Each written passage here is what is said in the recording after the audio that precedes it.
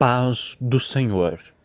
Eu sou o comentarista e também professor João Marcos Brandetti e vou aqui, obviamente, conversar com você, caro ouvinte, sobre a primeira lição da revista de juvenis da CPAD, intitulada Conselhos Sociais e Espirituais dos Profetas Menores. A lição que será comentada neste áudio é a lição de número 1. Quem são os profetas menores e qual é sua mensagem? Ao nos defrontarmos com as histórias dos reis de Israel e Judá, chama-nos a atenção a atividade dos profetas.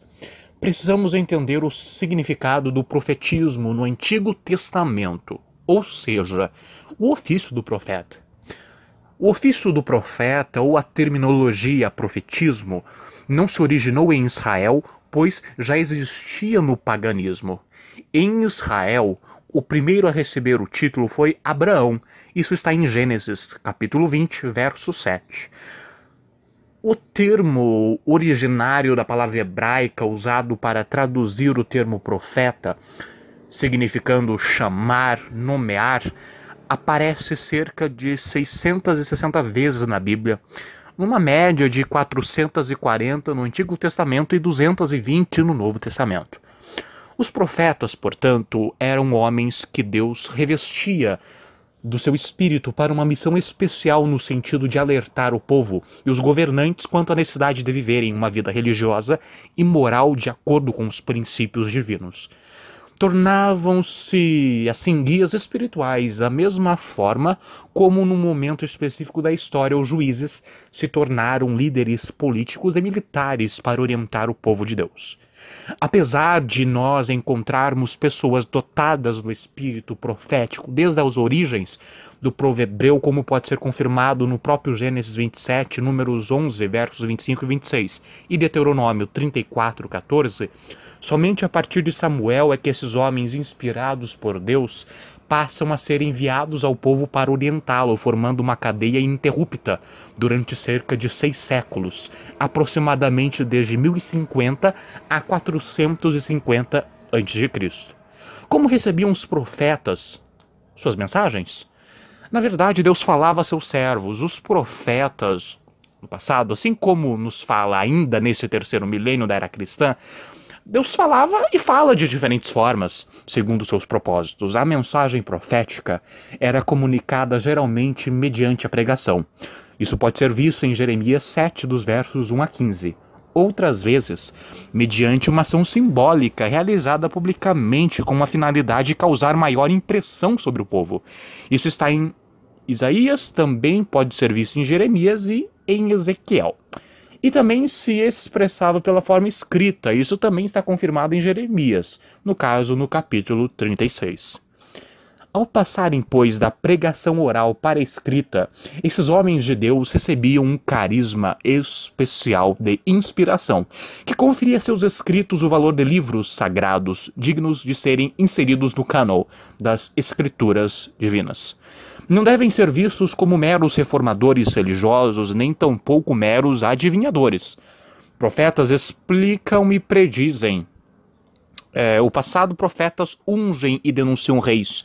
No segundo, ou melhor, no segmento profético do cânon, fica evidente que em suas obras escritas os membros do movimento profético juntaram história narrativa a um profundo interesse por questões teológicas. Aqui os profetas e os que concordam com eles pregam e escrevem a palavra de Deus. A existência dos livros proféticos indica que muito depois de sua morte o povo de Deus concluiu que esses homens e mulheres de fato falaram em nome do Senhor. Alguns nomes se destacam nesta galeria, tanto de homens como de mulheres. Miriam, irmã de Moisés, foi chamada de profetisa. Outro nome feminino é o de Débora, embora sua função tenha sido conhecida, no caso, por liderar Israel na luta contra Jabim, rei de Canaã. E você pode ver em Juízes. Nos tempos do rei Josias, outro nome que se destacou foi o de Hulda, a quem o rei mandou consultar quando o livro da lei foi encontrado, segundo Reis 22:14. Isso nos mostra que homens e mulheres comprometidos com a vontade de Deus tornaram-se porta-vozes da sua palavra, deixando-nos um legado de vida e testemunho que vale a pena ser conhecido. A literatura profética pode ser dividida de várias maneiras. A mais tradicional e comum entre os cristãos é a divisão em profetas maiores e menores.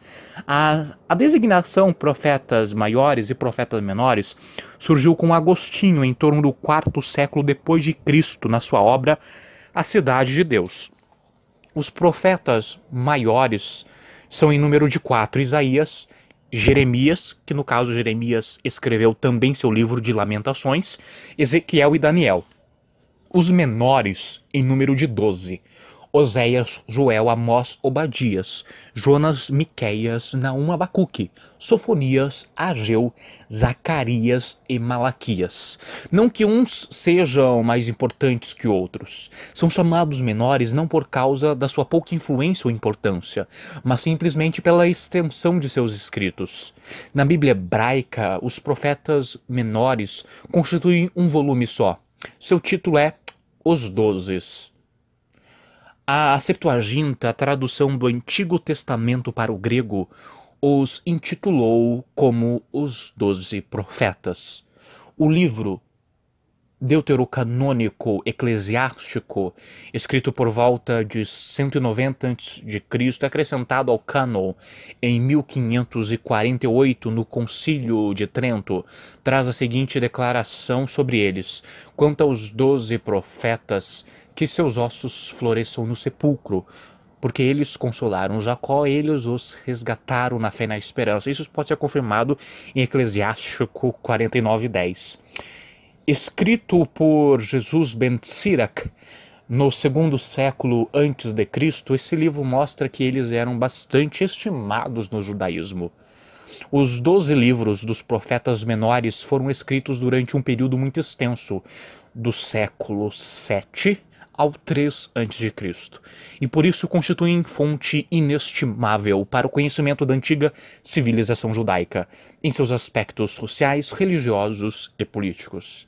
A ordem que aparecem não é a mesma das versões cristãs da Bíblia, a Vulgata e dos 70, que por sua vez diferem da adotada pelo texto massorético. Um fato interessante é que em nenhuma das três a ordem observada é a cronológica. Muitos deles foram contemporâneos e algumas profecias proferidas ao mesmo tempo.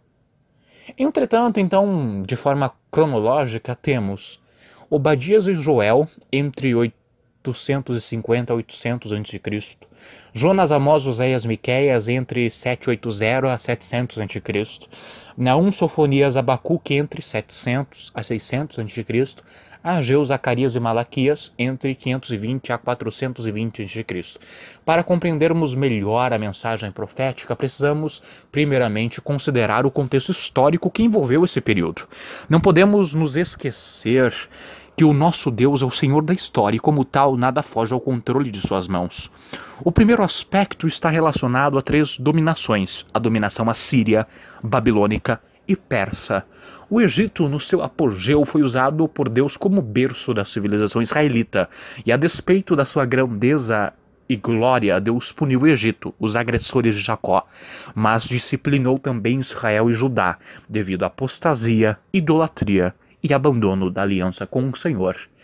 Foi neste contexto que surgiram mensageiros do Senhor conclamando o povo ao arrependimento, mostrando-lhes que a ascensão dos assírios viera como extensão de seu próprio braço caso não se arrependessem. Foram mensageiros neste período Oséias, reino do norte, proclamando que o amor supera a dor; Joel, reino do sul, divulgando que o dia do Senhor vem; Amós, reino do norte, apregoando justiça, retidão e retribuição divina pelo pecado; Jonas, reino do norte, apresentando a magnitude da misericórdia salvífica de Deus; Miqueias, reino do sul, exortando que o juízo e salvação messiânica estão próximas; e Naum, Reino do Sul, anunciando a destruição iminente de Nínive, capital da Síria.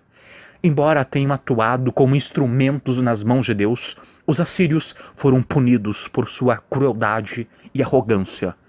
Nabucodonosor, visando estender seus domínios, arrasa a cidade de Nínive e marcha implacavelmente contra Judá, conquistando Jerusalém, saqueando o templo e levando cativos seus habitantes.